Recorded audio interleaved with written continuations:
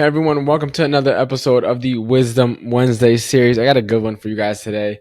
For those who are new here, pretty much this series I started it because I've learned a lot of things in my life. I'm still young, but there's some pretty good advice, and so I hope to helpfully share that with you so that it could help you as well. But more importantly, when you teach your people things, it helps you internalize it better for yourself. So I also hope to, by me sharing these lessons with you guys, that I can also better put it into practice in my life. And so today I got a good one for you. So we'll get right into it. So too much creativity could be the reason you stay unsuccessful and never reach any of your goals, not just in business, but in all your areas of life, right?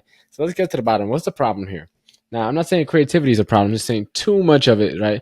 When you're too creative, it can lead to what's called shiny object syndrome or squirrel syndrome, which is pretty much when you're always chasing new ideas, right? But the real problem is not chasing all these new ideas. Is that you have a limited amount of time, energy, bandwidth, attention, money. Some of these ideas cost money, right? And when you're not focused, it becomes exponentially harder to grow. So let me share with you a little bit about my story. So when I think I was 20 years old when I got licensed as a real estate agent. Now, in 2022, at the same time, I was a licensed realtor and I was doing open houses and cold calling, trying to grow my business. I was also hosting a podcast where I was dropping weekly episodes, right? Then I was also uh, doing social media classes, which were getting hundreds of people to register, and working about 30, 35 hours a week at a restaurant. Now, everyone that I knew at the time was like saying, "Oh my goodness, John, you're so young. You must be doing good. You're doing great. Keep it going. I wish I started when I was your age." And that was the worst thing I could hear, knowing like looking back now, because I really thought that I was making strides towards becoming successful, and I was, and I wasn't being productive in any of the things that I was doing, right? When I was thinking about podcasts, and when I was doing podcasts, I was thinking about real estate. When I was doing real estate, I was thinking about the classes. When I was doing the classes, I'm thinking about, I'm at my job. So it's like I was never able to give anyone any of those little endeavors the energy, the thought, the bandwidth that it required to actually see it flourish and thrive, right? Which is part of the reason why I got out of real estate, right? One, aside from the fact I found out I didn't really like it all that much, it was way harder than what I thought it was going to be. And so, again, I was also podcasting, teaching social media classes, and working at a restaurant. And so, I bounced around a while, just trying to do too much before I finally realized, like, okay, nah, I just got to double down. But again, I'll get into what I ended up doing later. But yeah, I was doing four to entirely different things in entirely different industries. Well, real estate, I was working with buyers and sellers. The social media classes, I was teaching real estate agents. The podcast was more geared towards young adults. And then my restaurant job was a regular restaurant job. I was running, bussing tables and running food. So again, I was doing a whole bunch of things that were all in different areas, and none of them overlapped. So it was very tiring and very time consuming. I was very unproductive and distracted with my time. And so here's why having too much creativity is a problem. If you already didn't get the picture, right? It becomes way harder to grow when you're distracted because, again, your focus is dispersed across multiple things, right? And if you're not focused, it's almost impossible to grow, especially when you're starting from scratch. Like if you haven't already achieved success, right? Like some people who are already super successful, they can get into something brand new and pretty much hit it off instantly. But they already paid their dues, right? I was brand new to entrepreneurship, brand new to real estate, brand new to all that stuff, and I was over here trying to do multiple businesses at the same time. Horrible idea. Number two, the second reason why I think having too much creativity is a problem. You get this false sense of accomplishment, right? I mentioned earlier that everyone was saying, "Hey, John, I wish I started when I was your age. John, you're doing great."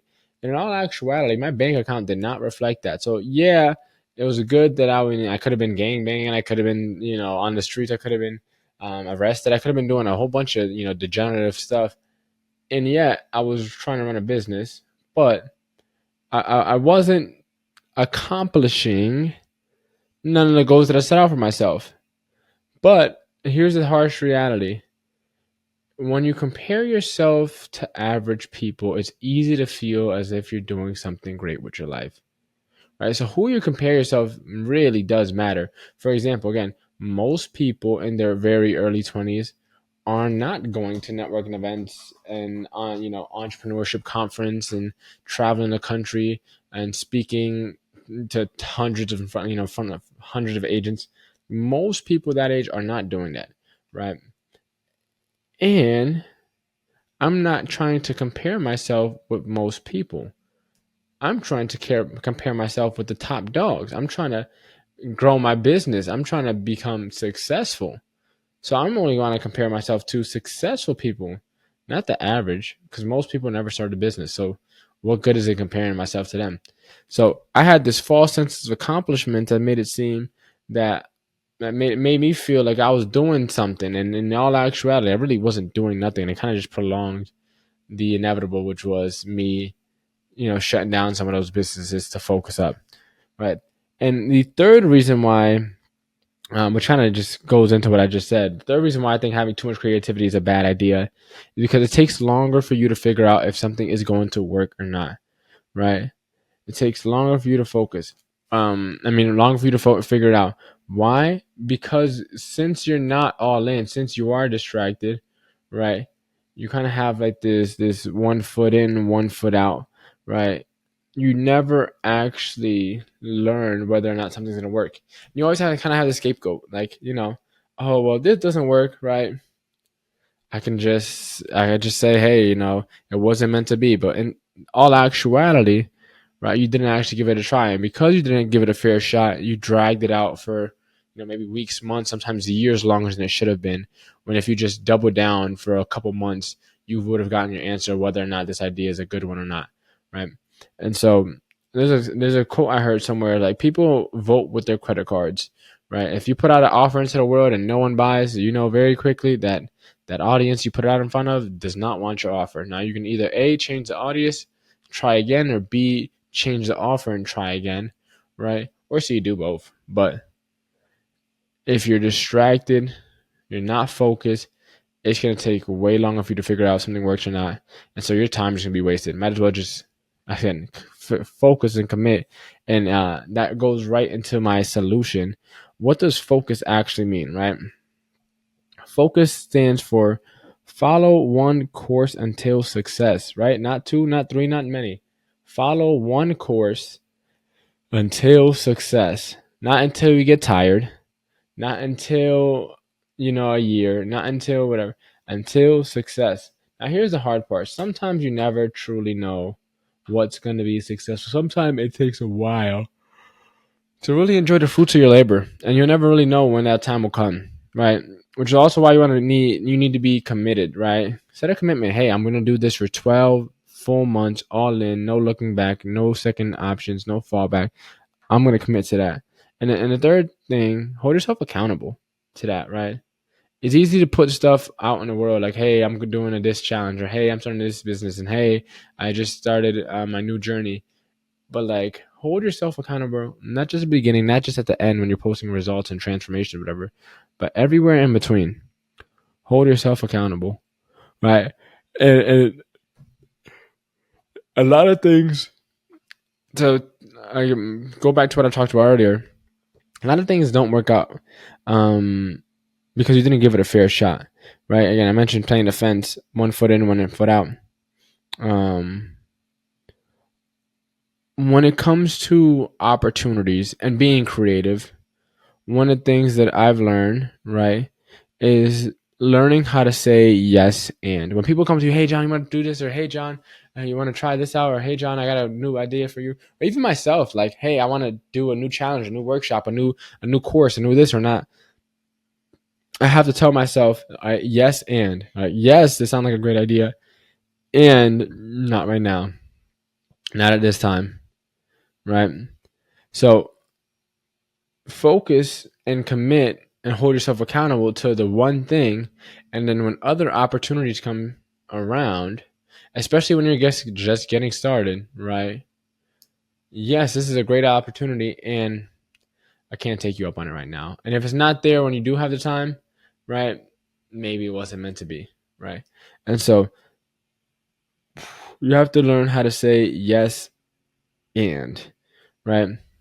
And then one thing I learned too is when you have time, you have energy, and you are willing to do what's required to succeed, almost everything can become a good idea. So even when people come up to an opportunity, you feel like you're missing out, right? Stay true to your path, stick to the course that you follow, that you're committed to follow. Because again, you can turn that into a great opportunity if you do what's required to succeed. And so the reason why this works so much better, right, is when you focus, when you're committed to something, one thing, you're way less distracted, right? You can put all your energy, all your brain power into one single project, right? And you can hit it from so many different angles, right?